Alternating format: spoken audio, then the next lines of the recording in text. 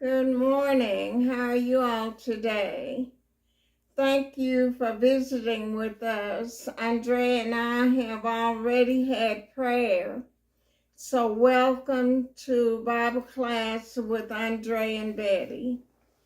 Thank you all again for the new subscribers and those of you who share in this ministry. So we're continuing our studies from the book of Genesis, and we're in chapter 39.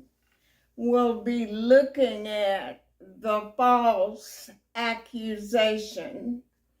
The life of Joseph picks up again in chapter 39 of Genesis.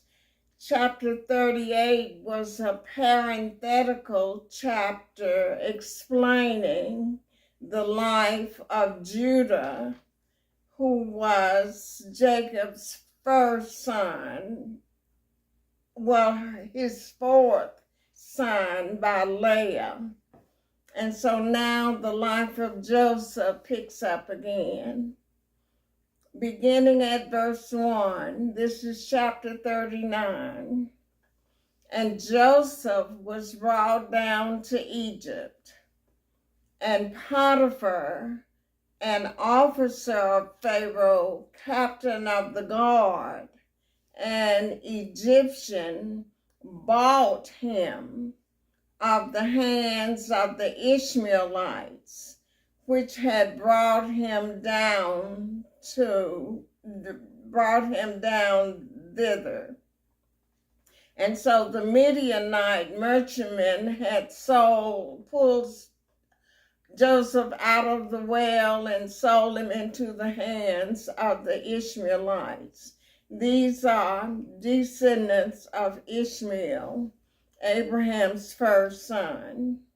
Verse 2. And the Lord was with Joseph. This is going to be said several times in this chapter. And the Lord was with Joseph, and he was a prosperous man. And he was in the house of his master, the Egyptian. Now, Egypt is a country on the African continent, but it's also the first world power that will be established under Joseph, who will become governor or prime minister of Egypt during a time of prosperity, and after that a time of famine. But right now, this Egyptian, Joseph, God's favor is upon Joseph, and God made him prosperous, and he was under the stewardship of Potiphar. Verse 3.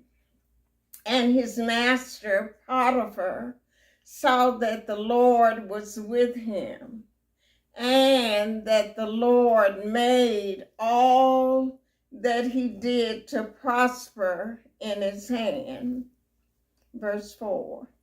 And Joseph found grace in his sight, in Potiphar's sight, and he served him. Joseph served him. And Potiphar made him overseer over his house, and all that he had he put into Joseph's hand. Verse 15.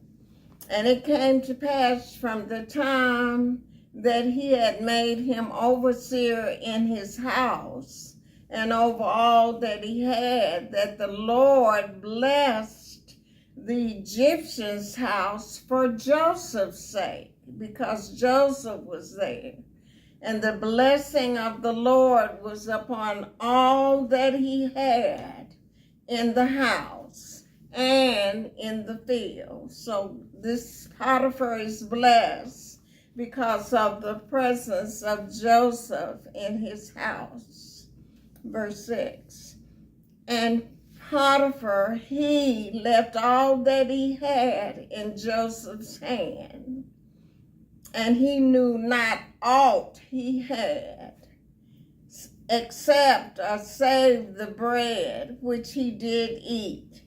And Joseph was a goodly person and well favored. So he was a handsome young man, and he was well favored by Potiphar and the others, and also he was favored by the Lord.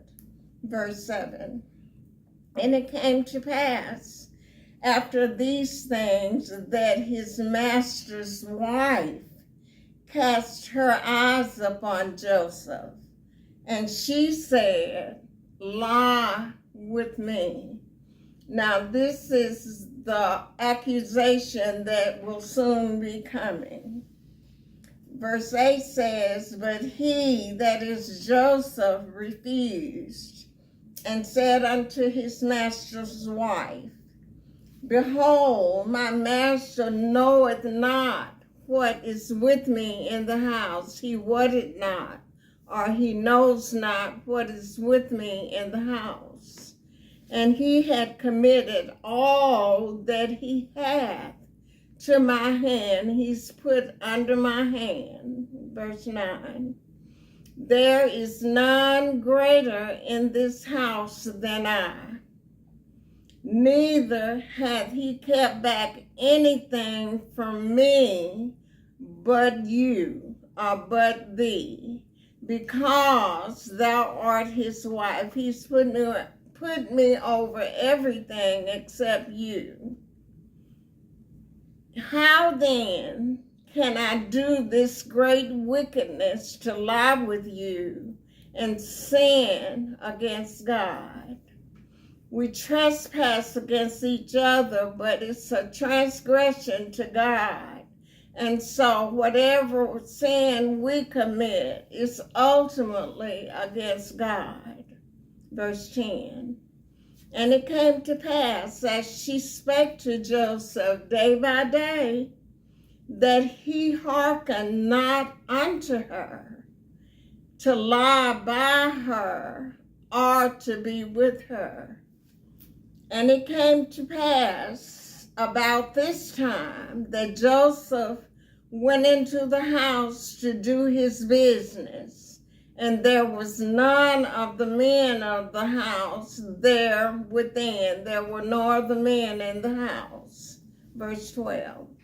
And she, that is Potiphar's wife, caught him by his garment or his outer coat, saying, lie with me. And he left his garment in her hand and fled and got him out. So this is where she's setting him up. Verse 13. And it came to pass when she saw that he had left his garment in her hand and was fled forth, verse 14, that she called unto the men of her house and spake unto them, saying, lying, see, he had brought in an Hebrew unto us to mock us. He came in, Joseph came in unto me to lie with me, and I cried with a loud voice. Verse 15. And it came to pass when he heard that I lifted up my voice and cried, that he left his garment with me and fled and got him out. Verse 16. And she laid up his garment by her until his Lord came home, that is Potiphar. Verse 17. And she spake unto him according to these words, saying, she spake unto her husband these words, saying, the Hebrew servant which thou hast brought unto us came in unto me to mock me or to ridicule me. Verse 18. And it came to pass, as I lifted up my voice and cried, that he left his garment with me and fled out. Verse 19, that's the lie.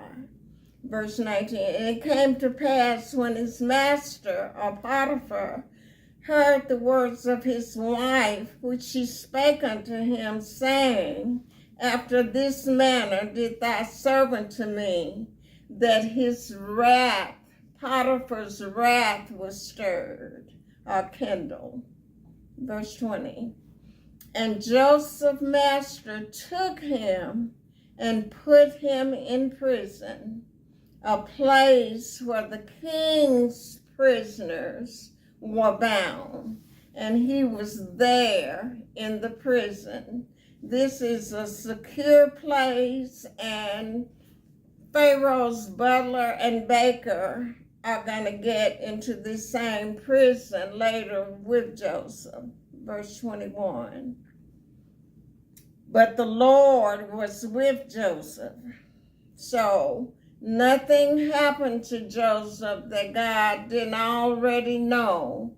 And he's working the life of Joseph into becoming the prime minister or governor of the whole of Egypt. Verse 21.